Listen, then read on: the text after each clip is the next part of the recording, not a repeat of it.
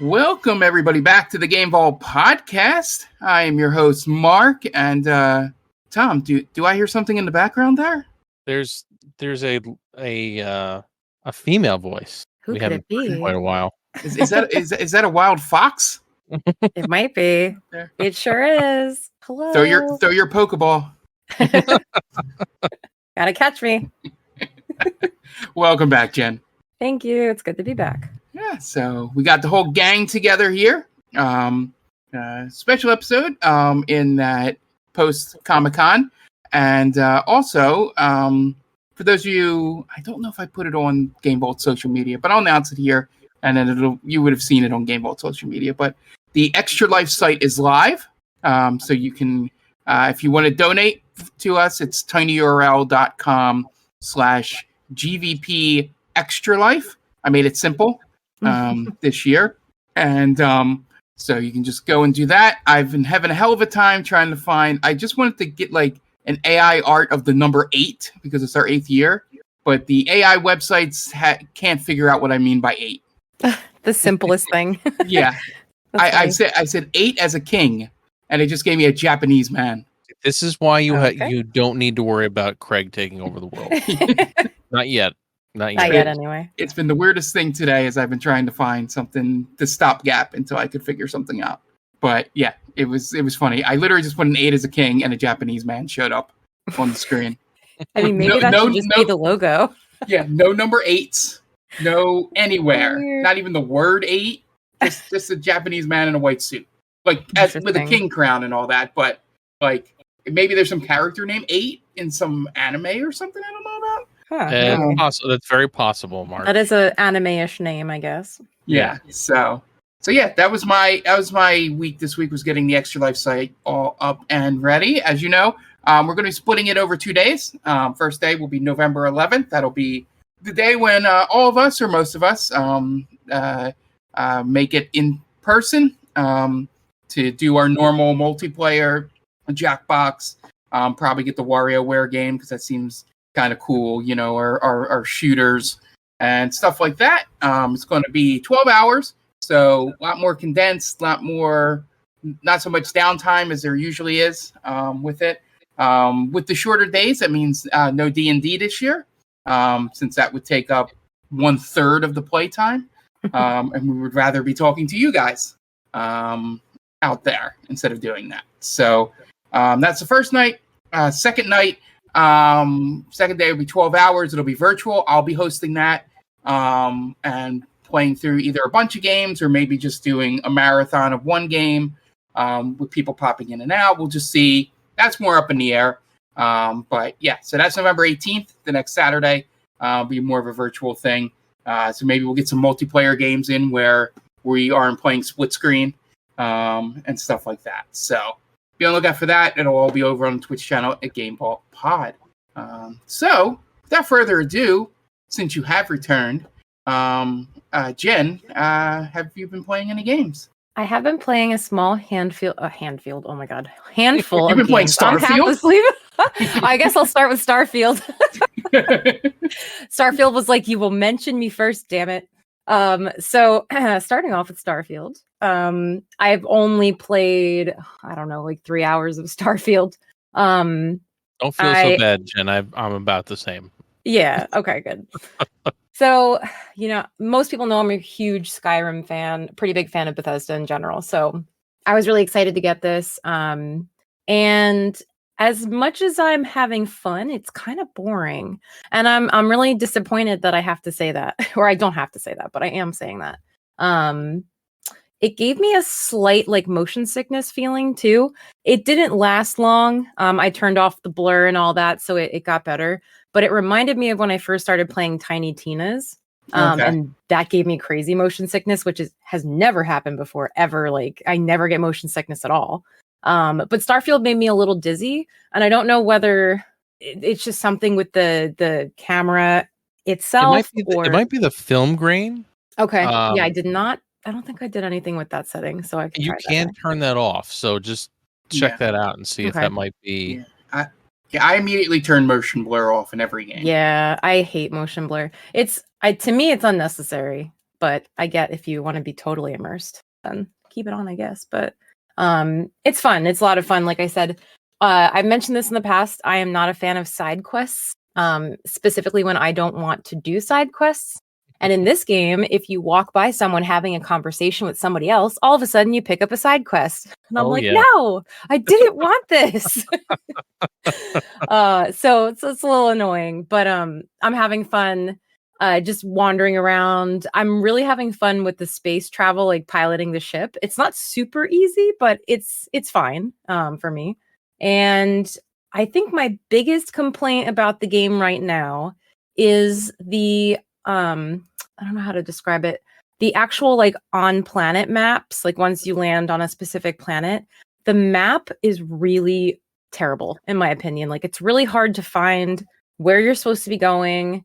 If you set a waypoint, I find that it's really hard to figure out where your waypoint is because it's always pointing you, I think, to each direction of major quests, regardless of if you have them active or not.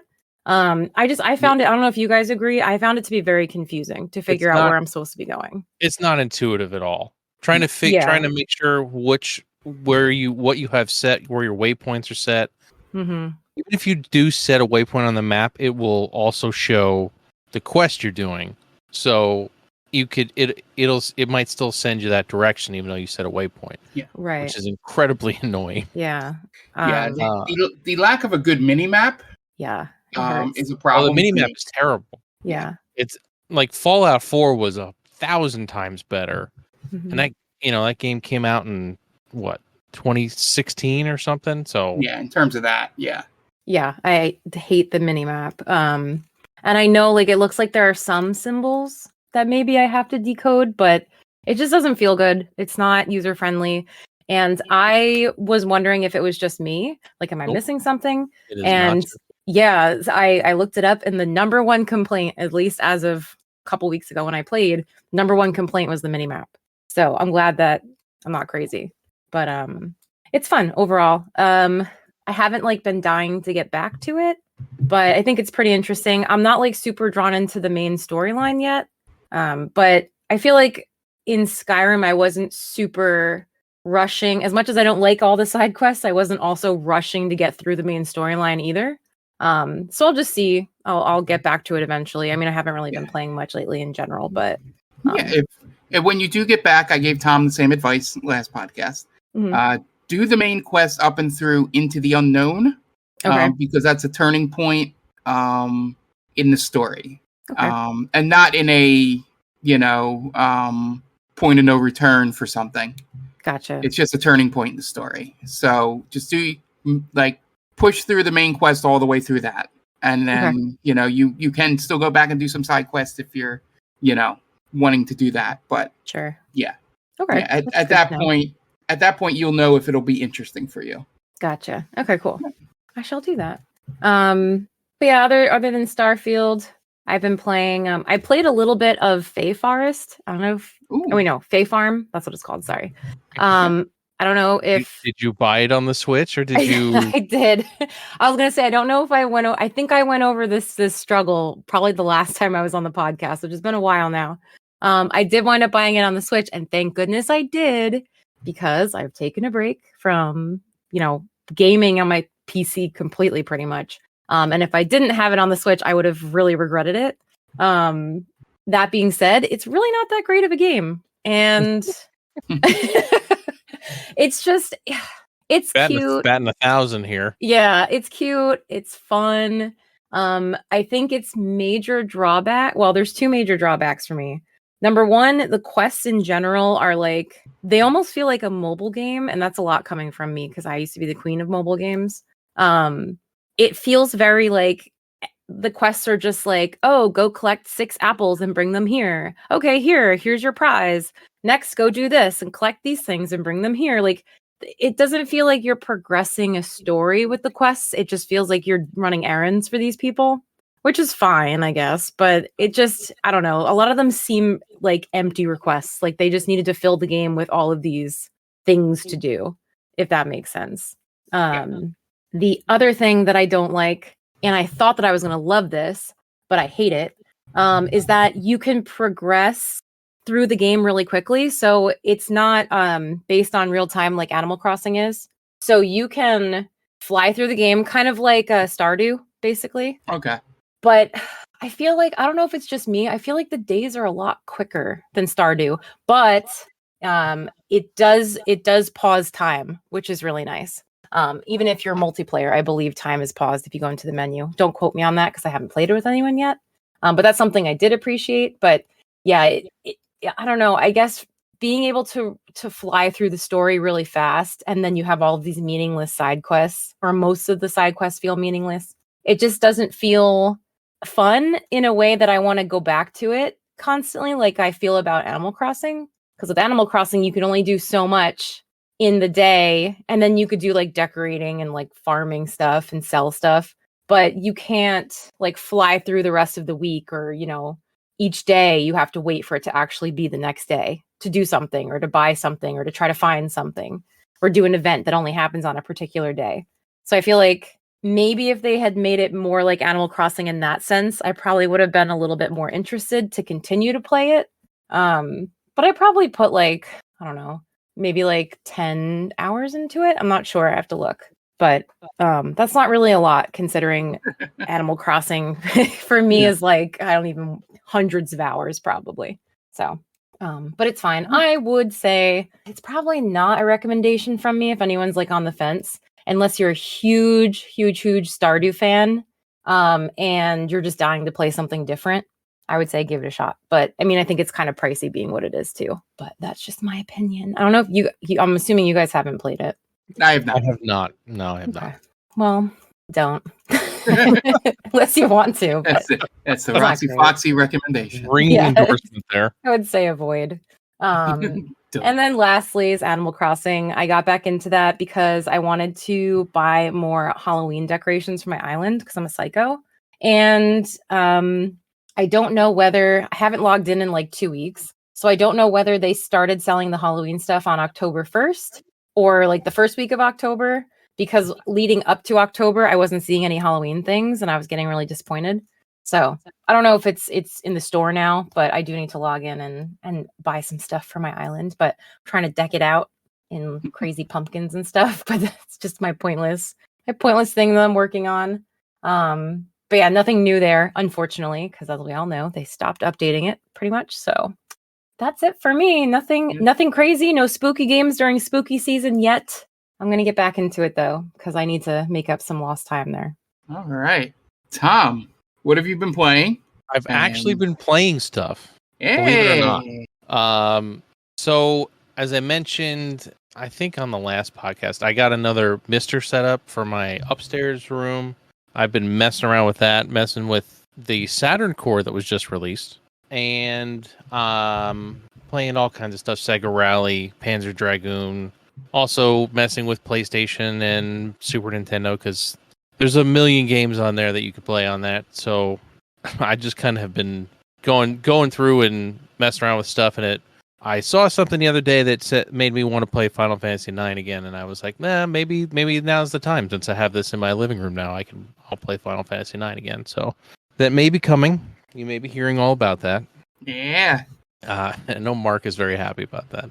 I've started Final Fantasy IX like 6 times, and it's just, I always get to a certain point, and then I go, all right, I'm out. But I'm hoping this time it sticks. Yeah. But yeah. So other than that, I've been playing Forza Motorsport. I'm really enjoying that. It's been a breath of fresh air because we haven't had a Forza Motorsport in, I feel like, a long time. Yeah, we had 2 Horizons, right? We had 2 Horizons in a row, which is not normal. Generally they switch back and forth, but since they wanted this one to be Xbox Series X only and Series S, not backwards compatible, they took their sweet time with it because they didn't have to worry about last gen. So it really looks great. It looks incredible, and I'm really happy with the different stuff that they. So something with a game like Forza Motorsport or Gran Turismo generally is that there's no real progression system. It's just kind of, you can just do whatever you want, and I get lost in that sometimes. And I'm really happy that Gran Turismo 7 and now Forza Motorsport have some sort of linearity to it. Okay. You can still go and do anything you want, but it makes you feel a bit of progression because you level up your car, you get car XP, and you level up yourself as a driver at the same time. So that's cool. as you level up your car, you unlock different tuning and different parts that you can access. And it's just nice to have a little bit of RPG in my racing game. There you go. But yeah, and I've been playing Starfield like I had been saying before. I'm doing something, Jen, that I don't ever do, and I'm just mainlining it. I'm not even I had something happen when I first started playing. I picked a lock and quote unquote stole something from somebody who was dead, and I got caught and then sent into this other quest that I didn't want to do. I had no interest in doing, and I thought that I had to do it based on what they were saying. The characters were saying to me. I thought, oh, I have to do this, but Mark informed me that no, you don't have to do it. You can just do whatever you want. So I said okay, and I'm just now going to mainline the main story. Gotcha. Because, like you said, there are so many side quests, and you could just get 5 by walking through town. Yeah, it's so annoying. Yeah, I noticed that the first time I played, I was like, "Why do I have so many side quests?" Or I didn't even talk to anybody. Yeah. So somebody just yelled something out in the crowd, and all of a sudden, I have 4 side quests. Yeah. So if you want to know what he's talking about, Jen, next time you play, just steal something. Okay. And then get caught. Okay. And you'll find out what he's talking about. I see. Okay. It's a scripted thing that happens the first time you get caught doing something. Oh, okay.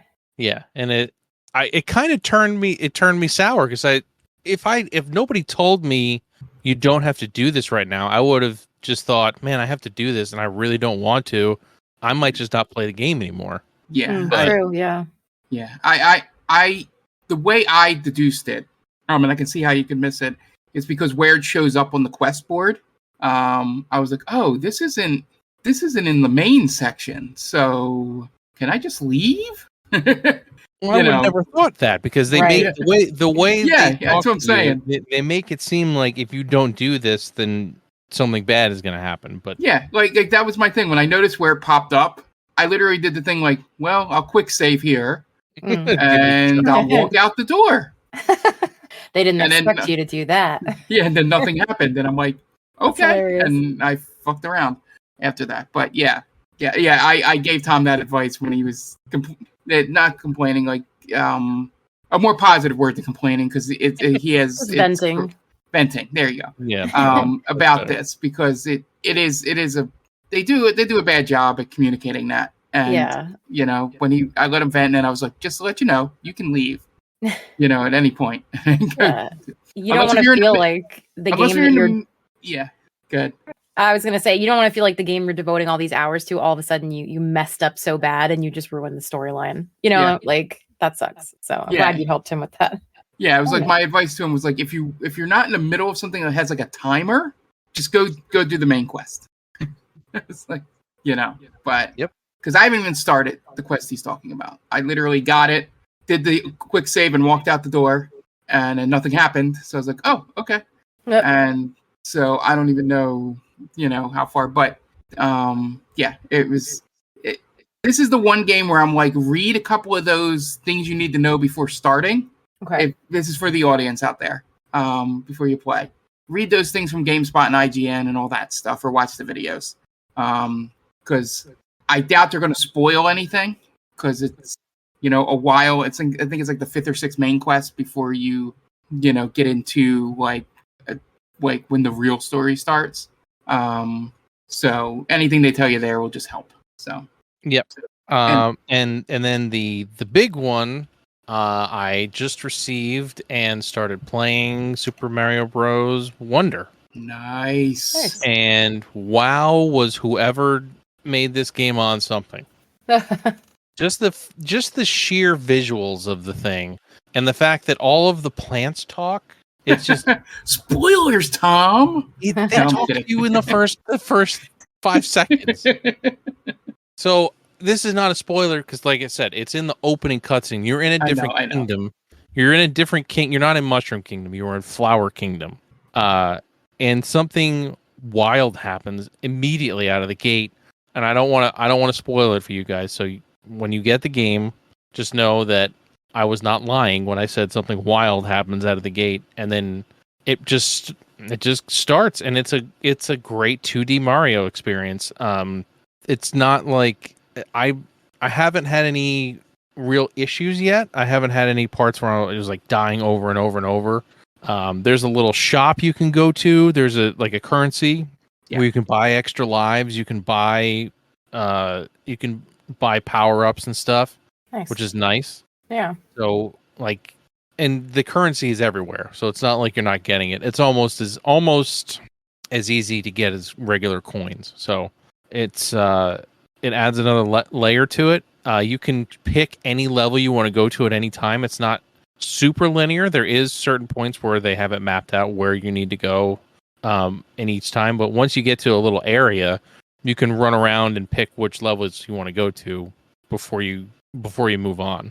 There are things you collect for beating levels, and you have to have a certain number of them to progress beyond a certain point and get into castles and stuff like that. But it's been really good so far. I mean, I've only played a couple hours, but in the short time I played it, I have really enjoyed it. I'm playing with an 8-bit DOE Super Nintendo style controller, so it has a much nicer D-pad than the Pro controller.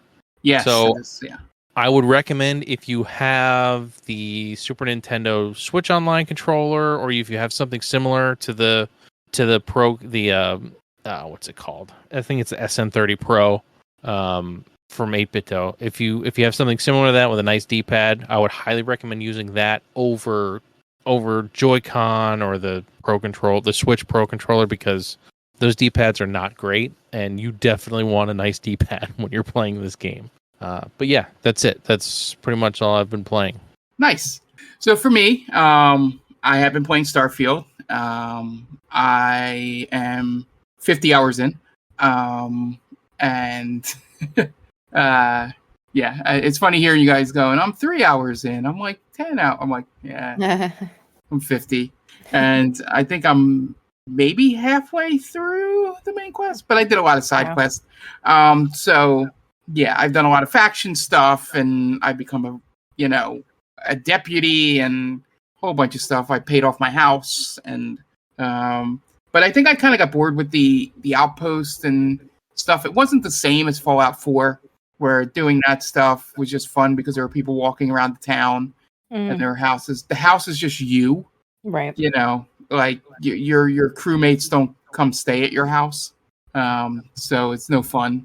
And the shipbuilding is great. I love the shipbuilding.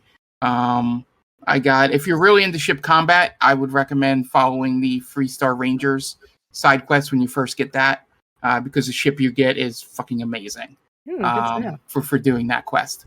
And I said that last podcast, and I'll keep reiterating it as new people play Starfield, because it's not worth buying a thing. Just go do that quest, and you'll be good for most of the game. But yeah, so I got to the point where the story changed. It got a little bit interesting.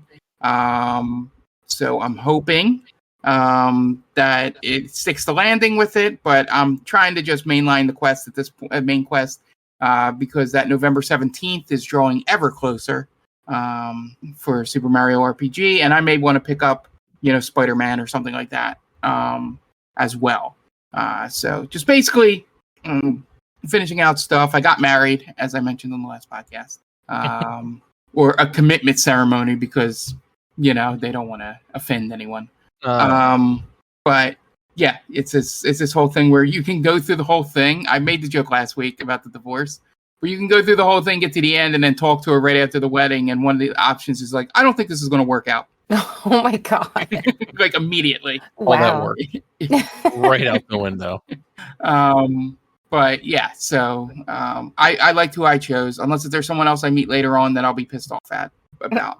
But yeah, so I've been playing through that. I picked up the trial of NHL 24. It's actually pretty good. they changed some of the controls around. So a lot of the stuff that I got used to in 23, I had to change my mindset. One of the buttons that used to like allow you to sort of like use your weight to protect the puck is not that button anymore. So a couple of times I've lost the puck hitting that button because now it's like an auto deke move or something. So, learning that. But the main thing they did, and I give them credit if they did this. It seems like they called the people that make FIFA or FC now and was like, hey, how do you do crowds? Because they finally got a hockey-like crowd. I will say, unless if I play a playoff game and it's ridiculously louder, I think they didn't realize that there's a difference in sound between regular season and playoff hockey. But the whole thing is generated offensively on pressure in the zone. So if you people don't watch hockey or sports, you can kind of give me 2 minutes here to be really nerdy about sports. So the whole thing's about pressure. You get like a radial meter that passes. The more you take shots or control the puck or pass it around, the more time you spend in the zone. And, and this goes up. And as you do that, the goalie loses stamina, makes it easier to score on them. And, the crowd gets louder, and stuff like that. And you just get into it. And it's been the first time in a while that I played a hockey game, and while all this like stimuli is going on with the crowd going nuts, and the announcer is actually pretty good, the play-by-play guy, some random guy, and I passed and scored the goal, and then like had a celebratory like I was there. It's like to the goal. So they have done it correctly in terms of getting a hockey atmosphere out there. I don't know if it'll become one of those games where you learn how to exploit it and it becomes boring like the ones in the past have. But so far, this is the first NHL that I played with the announcers on, and probably since they brought in Doc Emmerich in NHL 15 and he was new, and then it just got old after a while. But yeah, I recommend it for anybody that likes hockey to at least do the trial if you have Game Pass. It's 10 hours. You'll get a good idea of the game doing it that way. And the other game that I'm playing, and I've highly recommended this to Tom. There's game on Game Pass. I saw a lot of streamers playing and was a little confused why a lot of people were playing it. But it's a RPG called Sea of Stars. And it is a turn-based RPG in like a retro-looking style, like, I guess, like upscaled retro, isometric camera, a world map that you run out to where you're bigger than the things. So buys into all that nostalgia. The battle system's really interesting. It mixes a bunch of like old turn-based stuff with new turn-based stuff like Octopath has, where you can cancel spells by hitting certain moves at certain times. You play as two main characters. One, you choose them in the beginning, but I don't think it really makes a difference. One is like moon-based and one is sun-based. So, you sort of, it plays off that, what's weak to what and all that. So that's pretty cool. There's a whole like cooking mechanic, kind of like Trails. So they've done a really good job taking a lot of the good elements of the turn-based. I'm only about 5-6 hours in. I'm finally out of the tutorial, like the prologue maybe, where they teach you everything, and then now I'm out on my first mission. So that has been going well. I'm looking forward to getting back to that a little bit more than Starfield. So I'm probably going to play that after this podcast here before I go to bed. But Jen, in Monopoly Go update, I am now level 927. Oh my God. You've got to delete that off of your phone. And I have not paid a dime. I know, but I'm just saying it takes over your life. Mhm. I had to delete it. I deleted it off my phone like after I got to level 70 or something. I was like, all right, I can't do this anymore. Yeah, so I have been playing that phone game an awful lot. Non-video game related. I may almost be done season 1 of Demon Slayer. Nice. So yeah, that happened over. Was that? I time. mean, I know part of it might have been my doing, but was it anyone else's doing as well? No, it was more so a combination of everything. Okay. the whole escapade to get the Crocs. You showing me watching an episode or two of it at Comic-Con with you guys. Me wanting to at least understand why my niece was obsessed with this. And found out that it's a pretty decent anime. I don't have much experience with a whole lot of anime to know where it stands, but only frustrated me like a couple times where I was explaining that the main character had figured out the answer to the problem he was having, but then just kept repeating to himself about how to solve the problem, despite the fact that he had already solved the problem. And I'm just like, I know some younger kids, but I'm like, you can do the whole talk through the problem, but he literally said the answer and agreed that it was the answer, but then just kept talking about the problem. And I was just like, it only happens in one episode. And I was really frustrated watching that episode. That's funny. Yeah. And so, I've been doing that. I had to signed up for Crunchyroll to be able to do that. Because I found out that the season that was on Hulu is like 2 arcs later than what we were watching. Because all of a sudden everybody was together and then someone died. Not any of the ones Jen. Okay. But then just someone dies that they seemed really close to. And I'm like, I have no idea who that guy is. Yeah. You're like, wait a minute, I'm missing something. Way too far in the future. So, I've been watching that. And, it gives me something nice to, now that I have Crunchyroll, maybe I'll, get back into Spy Family and all that stuff. Yeah, why not? That I actually liked. And that is the perfect segue into our topic this week. Not a whole lot of news. I will say one piece of news. Our long national nightmare is over.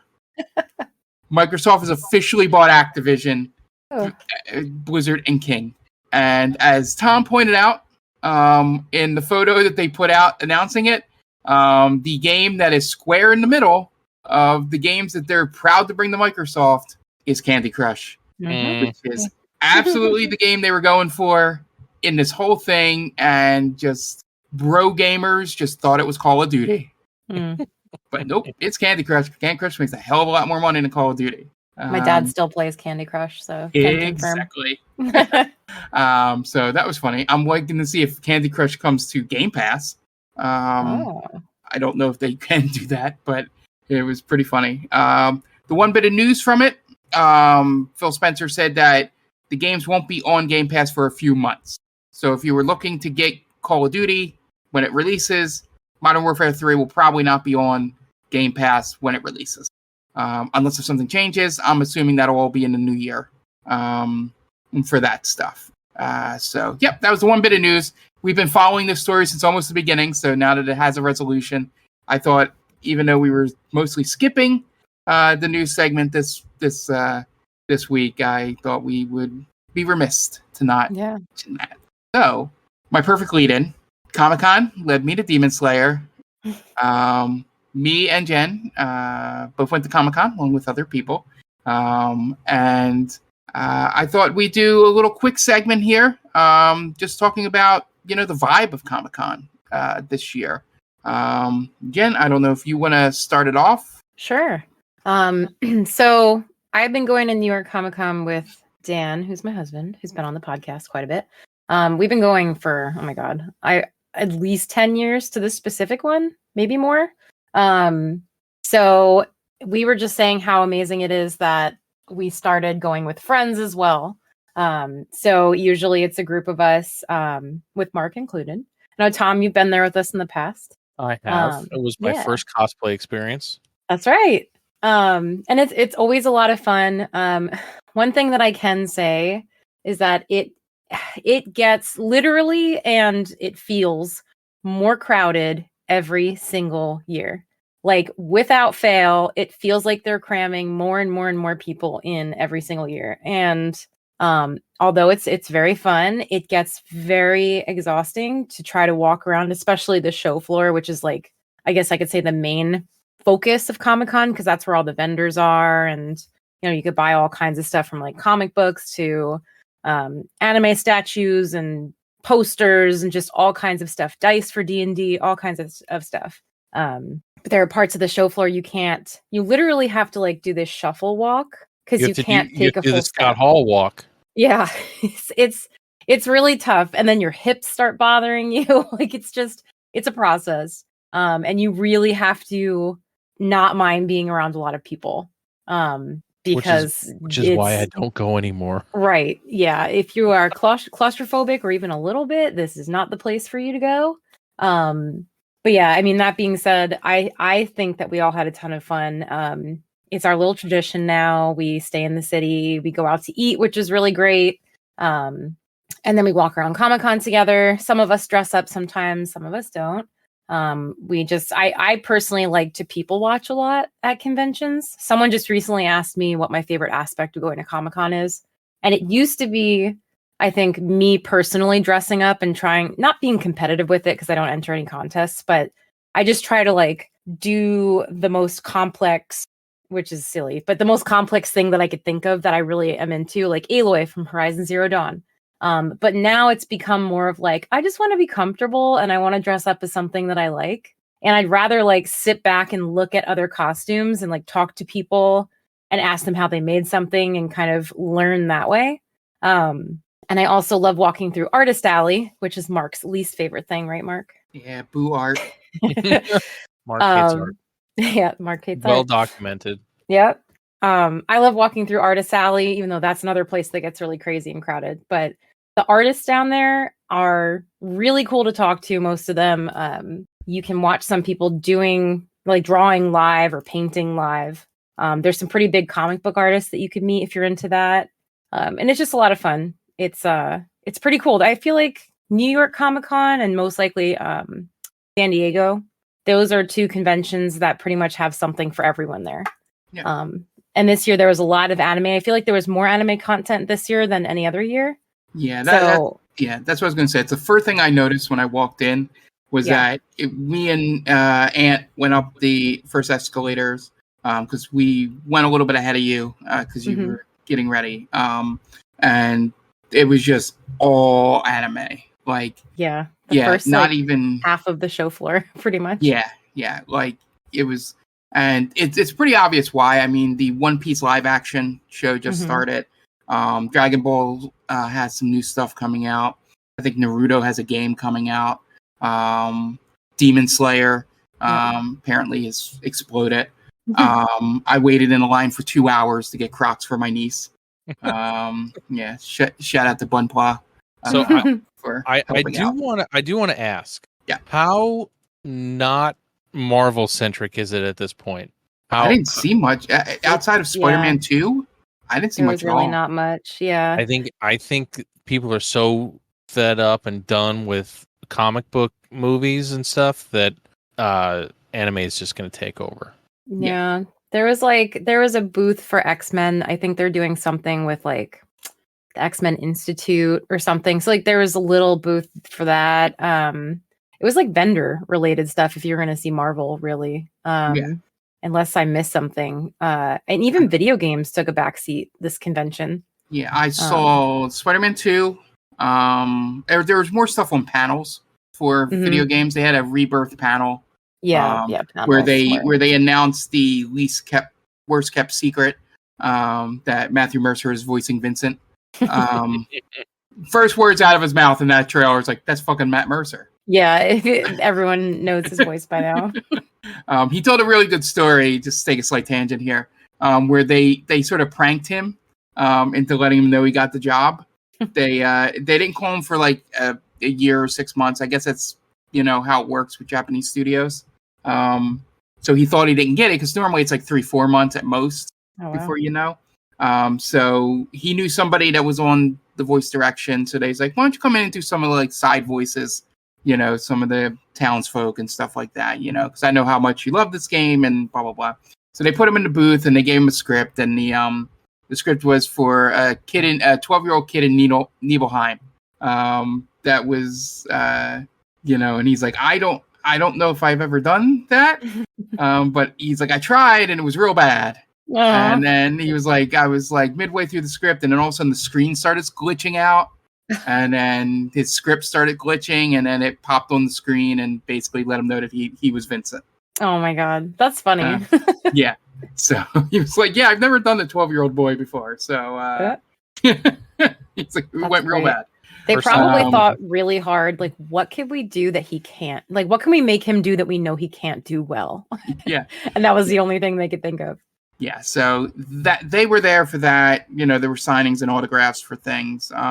But video game wise, it was just that. It was that Honorail game.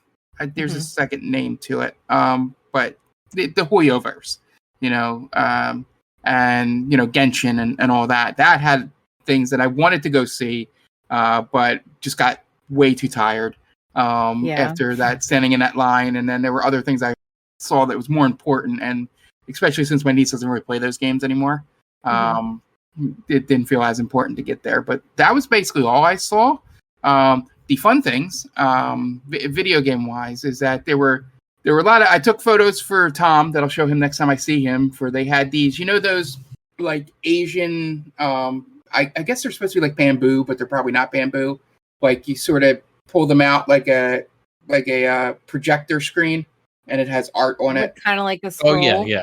Kind of like a scroll thing. Yeah. So they had two of them for Final Fantasy VII for a remake there. Oh, nice. I took a photo of it for you. That were real nice, and they had a bunch of stuff like that. They had your swords and stuff. Oh, so many Buster swords. Yeah. So much of that stuff. Oh, I saw a Zack and a Cloud there, Tom. There was a Zack and a some like forget who they were with, but it wasn't an Aerith. Maybe it was a Tifa. I did see a Tifa, so maybe that was the same group. Yeah, but that was one of these days, Jen. One of these days. I know. a lot more video game cosplay than actually booths and stuff. My favorite was the people that went as Mario, Luigi, Daisy, and Peach in their Mario tennis outfits, carrying around the Mario groups, which was cool. Yeah. There was one that was the full group with Waluigi and Wario. So that was fun. But the funniest thing that we saw, at least I saw that I want to bring up.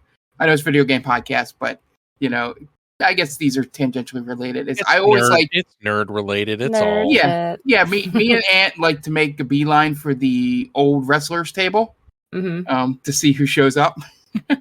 And this year it was Mick Foley, who was signing things with Sacco on his hand, of course. And then we came back like 2 hours later, and he had the Mankind mask on. Love it. So it's just okay.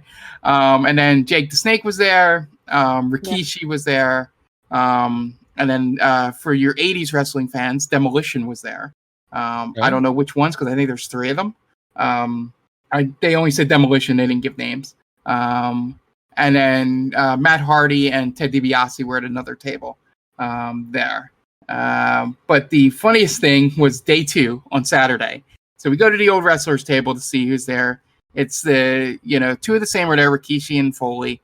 And Hobbs from AEW shows up, and that guy is built like a brick shithouse in person, Tom. Way more than he looks on TV. And it's the first time I've seen him up close, and I've gone to a lot of wrestling matches at ECW to see a couple of these guys up close. I'm like, that dude's big. So, we walked by, and then there was a table of 4 American gladiators at the old wrestlers table. So amazing. Just 4, I think it was Nitro might have been there, maybe Ice, like none of the ones that we remember, but it was just 4 of them crammed into a little table. If you watch the documentary that was out on one of the major streaming services, I knew every single one because of that documentary. I don't know how well known they are from just like fans from back then watching, but I watched cool. that documentary. It was on ESPN Plus or something. Yeah, it was so really cool. good. Yeah. So they was just funny that the other ones had their own tables. Yeah, and then the 4 of them were squeezed onto one little table. There are a lot of Power Rangers people. The original Black Ranger was there, and he was really cool with all the selfies he was taking. He was like letting people pose with the thing. I've always been forgetting the word. The thing they hold up, the morph. The morpher. Yeah, I guess you call it a morpher. I think it has an actual name.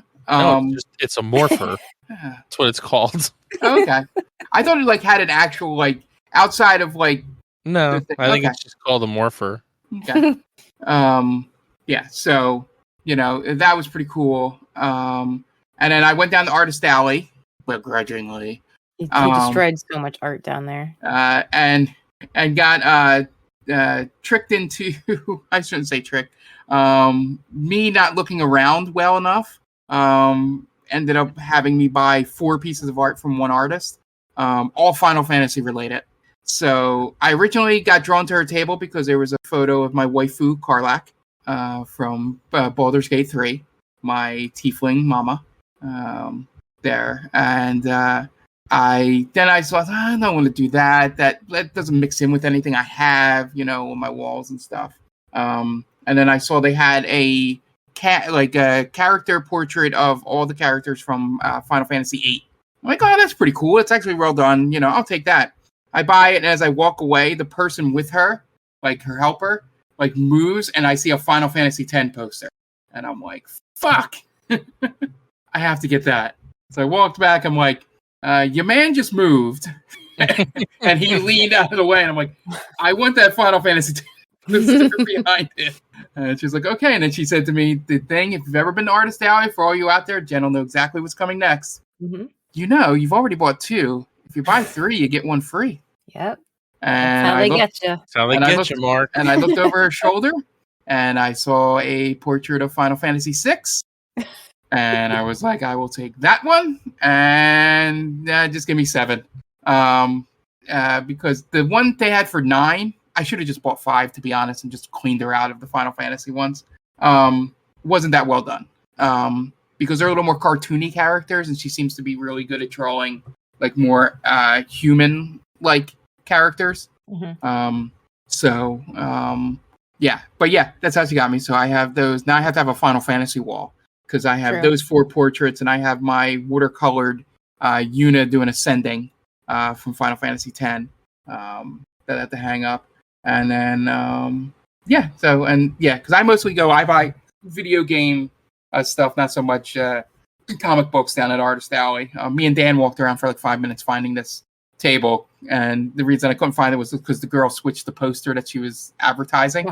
Because it was Karlach, like I could see it from across the thing on Friday, and she switched it to someone else. That's funny. So eventually I walked by and saw her. But yeah, I ended up getting the fake posters for travel posters to finish my collection. So now I have 6 of those, and then I bought acrylics from the people I got the pop art stuff for Zelda. Got 2 Zelda covers because they're doing NES and SNES. Got the original one and Link to the Past, and then the free one because it was buy 2 get 1 free, and I was buying 2 anyway. I didn't get suckered into this one.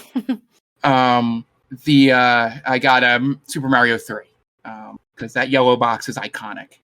Yes, it is. So so I got all that. That was basically the video game stuff. I said a lot of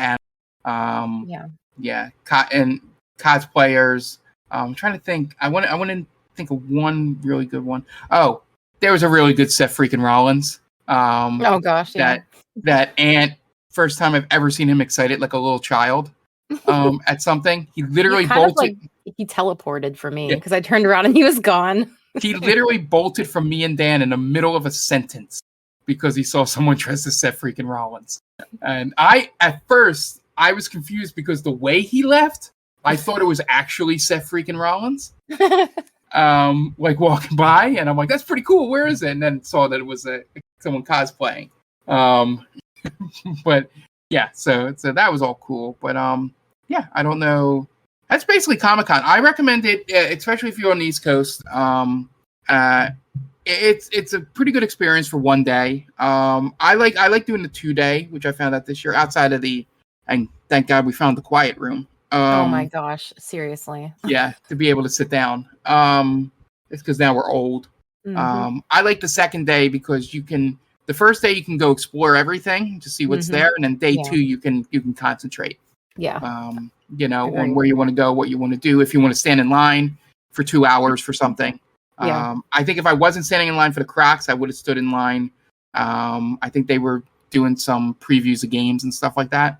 I do want to ask, being as we're now no longer the target audience for this event, how was it being over the age of 35? there were a lot of people over the age of 35 there.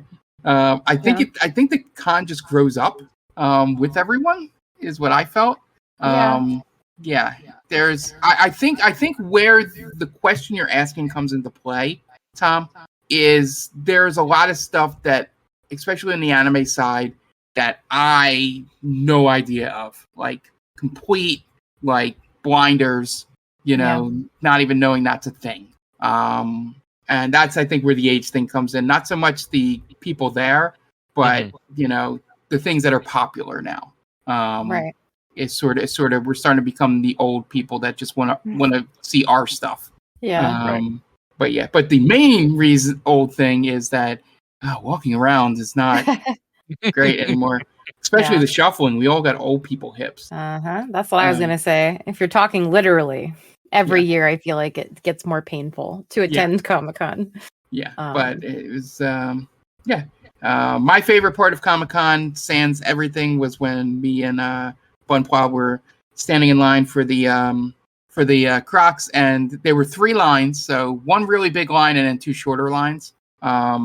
There, when someone behind me broke the news to the person they were with that this was line 1 of 3 that they were standing in, and just I could feel the disappointment.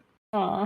Because we were getting close to the end of the line, and he was like, "Oh," like getting excited, and the girl with him was like, "Nope, this is line 1 of 3." Gosh. And I just felt all the energy just leave. Soul crushing. I know that feeling. Yeah. The first time I ever went to a convention, well, minus Comic-Con, that I was actually going to, like, one of the panels, I had no idea how it worked. So I went to go see a panel. I was there a half hour beforehand, and the line was moving. I was like, all right, well, I'll just pop at the end of the line. The guy goes, "This is the end of the line." I was like, "I know, that's where I want to go." He's like, "No, we cut it off here." Like, it's a half hour before the panel starts. What do you mean it's cut off here? So, yeah, needless to say, that put a bad taste in my mouth when it came to conventions right off the bat. Yeah, that happened to us a couple times actually this year. Crocs a couple times for my friend who she stood in line both days that she attended because the Crocs were selling out of sizes so quickly in the certain designs that she wanted. So they kept capping lines, but like temporarily capping lines for most things and telling you like, "Oh, come back in an hour, come back in a half hour," like, because they don't want people just hovering in that spot and like blocking the aisles. Yeah, but like capping must be a new strategy for them, because this was the first year that I didn't get to watch the cosplay competition on Saturday night. And we stayed an extra, almost, I would say, an hour and a half when we could have just left, because we were trying to get into the cosplay competition. And even though you had to do the reservations and we didn't get the reservations, they always were only half full, because no one ever stayed until the actual competition, even if they had reservations. And then they would just let everyone in at the end. And this year we go down there and they had capped the standby line and said that they weren't going to be allowing anyone else without reservations in, which was very surprising. And I think maybe it was because it was raining all day on Saturday, so nobody wanted to leave. Yeah. And they all just actually stayed. But that was the most crowded I've ever seen like a standby line be for the costume competition. I was very disappointed. But friends of ours that got in said that it was really quick. Like they kind of sped through it really fast. And it just wasn't that great this year. So I was like, all right, well, I guess that's fine then. But yeah, capping lines is very frustrating. They did that a couple times. And it sucks because like you'd think showing up a half hour early to that panel, you would have gotten in. But depending on what it is, you have to waste so much time waiting in line, which you're paying a lot of money to go to some of these cons. Yeah. And then you're waiting and waiting and waiting and waiting for something. I mean, so it's something I determined, no offense to everybody listening, nerds will wait in line for anything. Yeah, they want it bad enough. That's true. Yeah. That's why I had to clarify with the Crocs. I was like, is this a giveaway or do we purchase them? Yeah. Because giveaways can be cut off. Right. Because people, at the convention I was at was RTX, which is in Texas, for old Rooster Teeth before all the weird stuff happened there. Anyway, they would do a podcast panel where they would do a live version of the podcast, and they said there's no queuing before the event opens, and because it was like the first thing of the day. We got there as soon as the event opened. There was already a line. People started showing up at 5 a.m. to wait on this line, and I was like, you know what? This is the last time I'm coming. I'm not doing this anymore. It's not worth it. It's not worth it for me to fly to Texas to wait on 4-hour-long lines to see a panel. Right. Like I know this is old man ranting, but it's just the way it is. I have no interest in doing that. Yeah. Yeah. I mean, I know some people stay, like, you can stay for New York Comic Con, you could stay for 4 days max because it's a 4-day convention. And I feel like if you were to do something crazy, like where you knew you would be waiting, like, for example, Chris Evans was there this year. And initially you had to purchase the meet and greet ticket, which was like $350 or something. And they gave you a time slot where you would see him. And then at the end of all the time slots, there was a panel that he was going to be in. And then you'd have to register for that. And one of my friends did, I think she said she got like a 12 o'clock time slot to meet him. And then the panel was like at 1:30 or something, or 1 o'clock. And apparently the convention decided that they were going to change around everyone's times for the meet and greet, and then moved her to like 9 a.m. And they told them, if you're not here, I forget exactly what she said, but it was like, if you're not here an hour and a half early, you're not getting in, and it's too bad. Like, if you paid for it, it's too bad. Like, they were very like rude and strict about something that they changed on people. And then other people's meet and greets got changed to the same time as the panel. So they're like, how is that going to happen? And it was just a huge mess up. So she had to be there so early, waited in line for hours, and then waited in line even longer to get into the panel. So like, thankfully she was there for 3 days. So one day was like pretty much done. Just waiting in line. Things. Yeah. So you really have to like decide what's worth it. Yeah. Yeah. It's craziness. Yeah, it's brutal. Yeah. Yeah. So closing out, the best part about Comic-Con is I think you shouldn't go alone, because I believe the best part is not so much walking around the convention with your friends. It's the, before and after stuff of going out to dinner or going to breakfast, or, maybe it's trip in if you're taking the same train in, Yeah. That's the fun part. Coming home at the end of the day, if you stay overnight, to show off what you bought at the convention. So yeah, so that's my advice is, if you got a whole bunch of friends going, try one day to like put your foot in and see if you like it. Mm-hmm. But yeah, not that we should be encouraging more people to go, because it's way too hard. Right. I mean, if you're looking for the least crowded day at this point, it's Thursday. Sunday is just as crowded as Saturday now, in my opinion. So Friday, Saturday, Sunday is insane. Which is weird, because generally when I go to conventions, I'm only going to go to the, to the merch booths. Mm-hmm. And I usually just will get a Sunday pass, because that's usually the day where nobody's there. Yeah. Everybody's gone home for the weekend already. And yeah, I've noticed at like too many games in Delaware, or Philly rather, that the Sunday is just as crowded, which was, I think it helps that, everybody just wants to get out of their house now. Yeah, true. So. Yeah. So New York Comic Con, thumbs up. If you like people.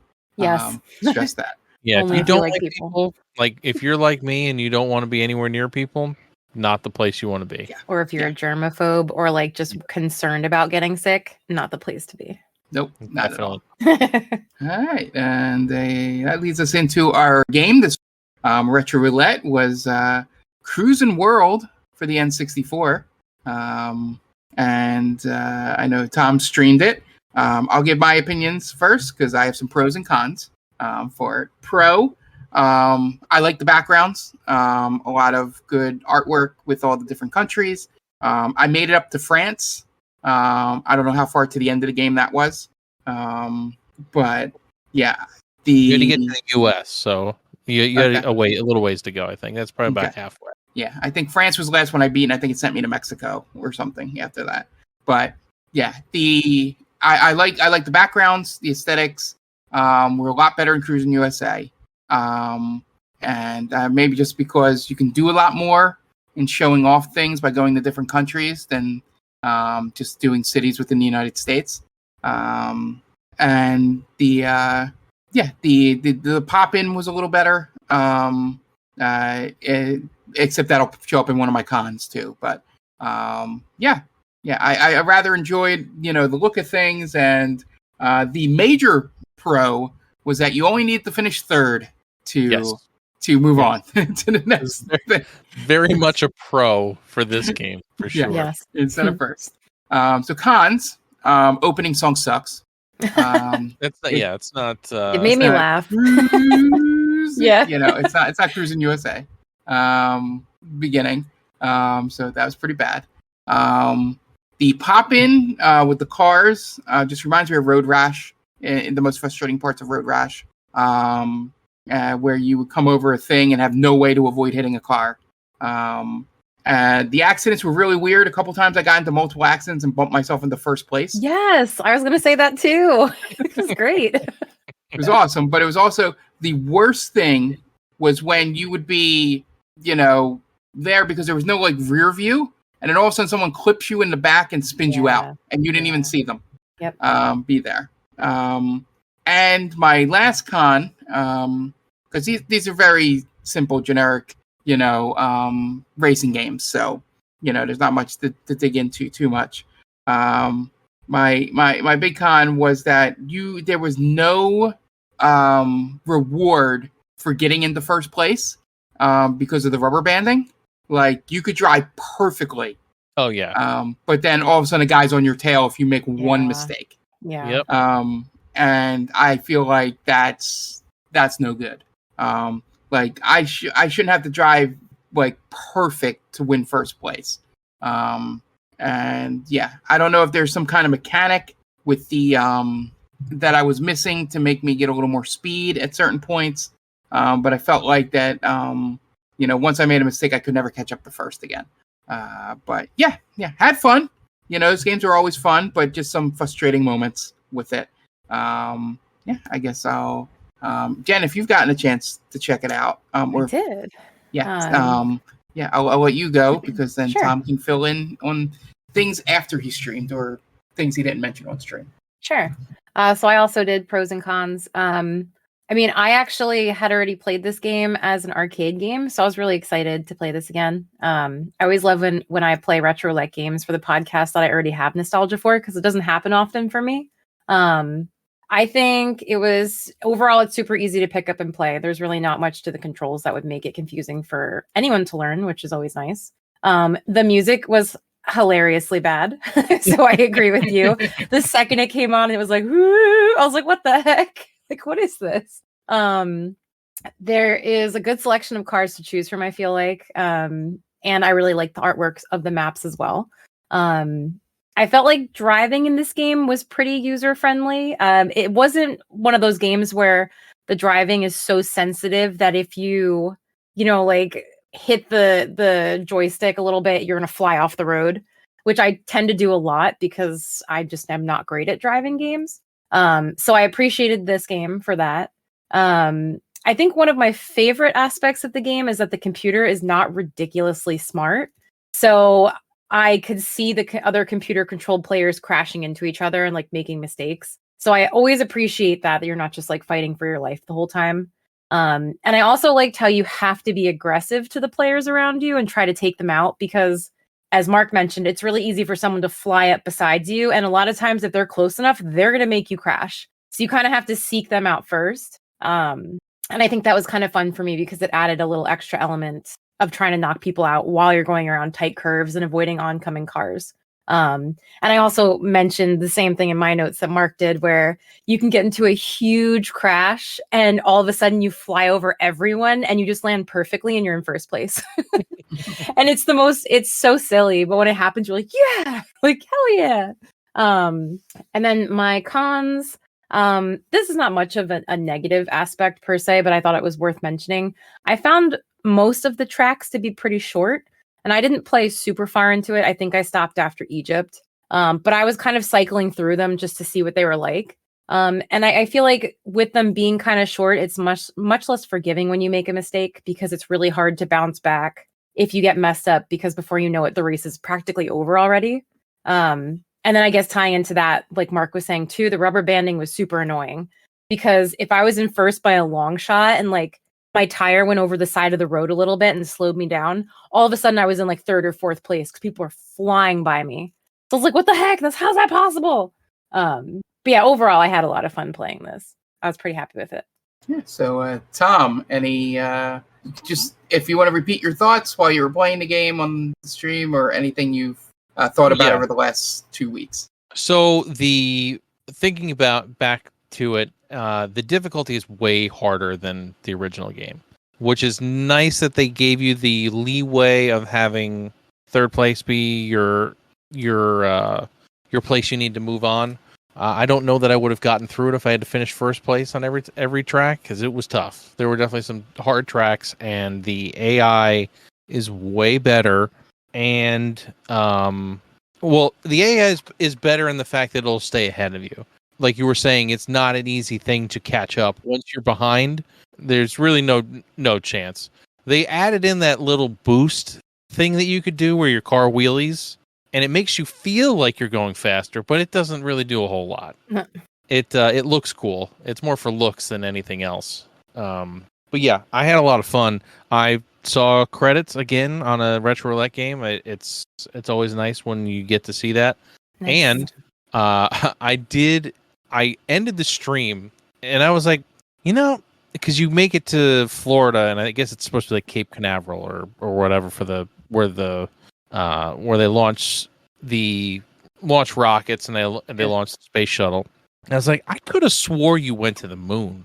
And I ended the stream because I saw credits, and I was like, all right, whatever.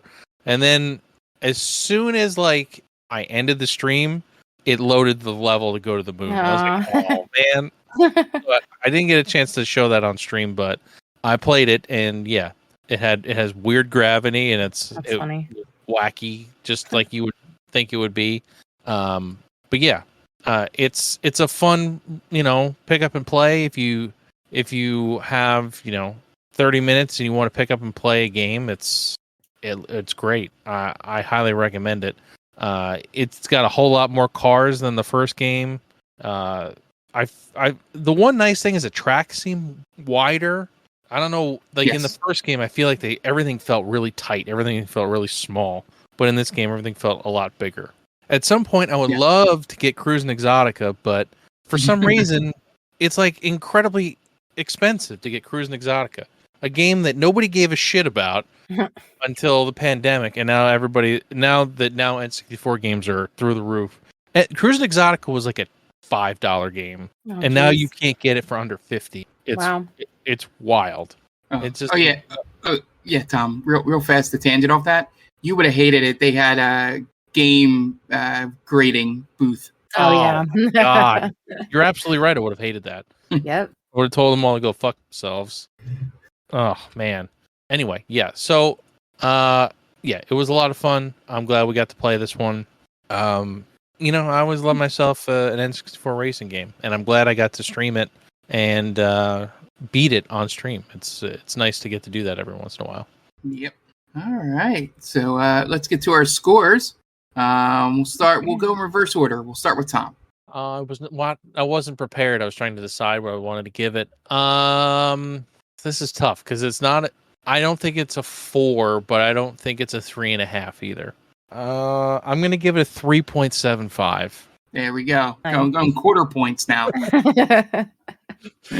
All right. Because it's like I said, it's not quite a 4, but it's not a 3 either. So 3.75. There. Yeah. So Jen. Overall, I really enjoyed this. I think it's like Tom said, really easy to pick up and play. It would still be fun to play to this day, either alone or with friends. You don't have to play it for long, which is great. I would recommend it to anyone that enjoys racing games, at least to try. But I'm sure if you're a racing game fan, you probably already played it. But I would give it a 4 out of 5. I'll do that.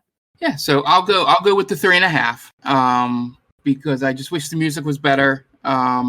and I am not great at racing games, so all the little clipping and stuff like that was frustrating the hell out of me. The funniest thing I saw in this game was I was in second or maybe third, but whatever. The car in front of me was ahead of me, and one of the other non-combatant cars were driving up, and I just saw that car turn directly into that car and crash themselves. They're very aggressive. Yeah, like didn't even like they were going to avoid it and stay ahead of me, but for some reason they just went left and hit the car that was not in the race, and I just went by them, and I'm like, okay. They ended it all. Yeah, they were like that. I guess the AI broke there in that it thought that was a car in the race. But yeah, it was pretty funny. But yeah, 3.5. The aesthetics were great. The cars seemed pretty good. But I just wish that, the crashes were less chaotic. And the music was better. So yeah, I highly recommend to anyone who has any nostalgia for these arcade racers to go back to. I think you'll be frustrated if your first arcade racer was Horizon. It's a different kind of arcade racer. Yeah, but I'm talking old school arcade racer. So yeah, and it's one of the reasons I still love. Like they just came out with the Crusin game. I guess it was last year. Crusin Blast. Yes, it's the same formula. It's tried and true. Everybody can pick up and play it. All right, so Tom, let's see what game we get this week. I am again manifesting an NES game. So let's spin that wheel.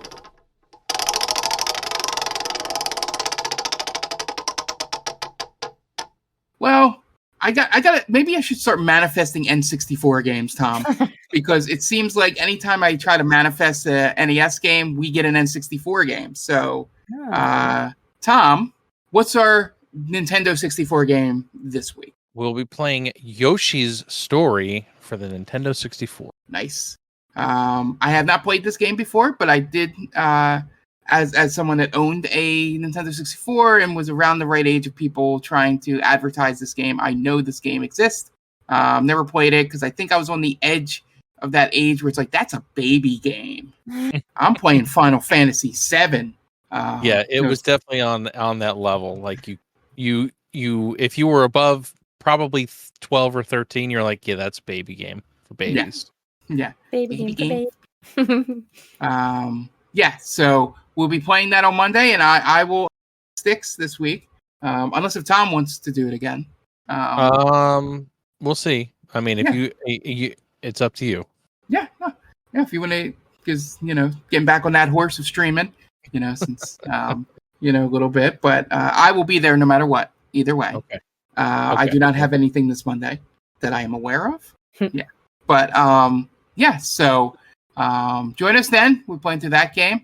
I would have played another Final Fantasy X stream on Sunday, so before this podcast, so go look in the archives for that. I have uploaded the Goodbye Volcano High playthrough and the first 3 parts of the Final Fantasy X playthrough on YouTube, so you can go catch those. Still working through the what's it called? Final Fantasy 16 thing, because I think I lost 2 videos. So I think part 10 and part 20 are missing. I don't know. I got a whole bunch of I got 21 through 25 and then 1 through 9. And then I have a whole bunch that I'm trying to piece together. So we'll see. We'll get it. Maybe have an incomplete Final Fantasy 16 playthrough on there. But we have the ending where I cried. So you can all get to see all that. That matters. That's all that matters. And then after we get done Final Fantasy X, we'll see where we go from there. I may stream maybe stream my playthrough of Super Mario RPG since I've already played it, and not going to be much in terms of spoilers story wise for me there. So hope you all join us. I will probably maybe do some Final Fantasy X stuff outside of the weekend, maybe. Just depends on how things go in terms of other podcast recordings and things like that. So just be on the lookout. I'll try and put it on the Twitter if I do do anything outside of a Saturday or Sunday playthrough. All right, so thank you guys for joining me. Jen, it was nice to have you back. Thank you. It was good to be back. Yes, it also means that my voice is a little more intact than usual because I had more pauses this time. But yeah, thank you guys. And one final time, Extra Life, Saturday, November 11th, 9 a.m. Eastern Standard Time. If that changes, it'll be on the Twitter.